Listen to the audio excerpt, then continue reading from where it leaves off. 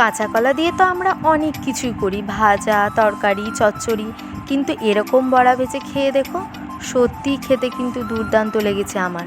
আমি একদিন হঠাৎই কাঁচা কলা দুটো শুকোচ্ছিল, তাই কি ভাবলাম করা যায়।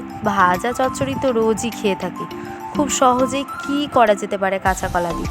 তো প্রেসারে সিটি মেরে খোসা ছাড়িয়ে নিয়ে কলা দুটোকে সামান্য চটকে নিলাম, তারপরে দিয়ে দিলাম এর মধ্যে পেঁয়াজ কুচি, দিয়ে দিলাম এর মধ্যে কাঁচা লঙ্কা কুচি।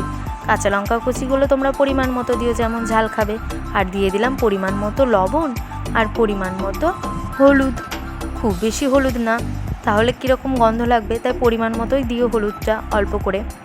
আর লাগবে মুচমুচে করার জন্য, যাতে বড়াটা একটু মুচমুচে হয়, তার জন্য দিয়ে দিলাম চালের গুঁড়ি আর দিয়ে দিলাম কালো জিরে। ব্যাস, চটকে মেখে ভেজে নাও কম আছে, তাহলেই তৈরি কাঁচা কলার বড়া ভাজা। কাঁচকলার কিন্তু এই বড়াটা আমার তো বেশ দুর্দান্ত লেগেছে ভেজে খাওয়ার পর। তোমরাও যদি এই রেসিপিটা ভালো লাগে তোমাদেরও, তাহলে একবার অবশ্যই বাড়িতে করে দেখো, খুব সহজেই হয়ে যাবে ঝামেলা ছাড়াই। আর ভালো লাগলে কমেন্ট করে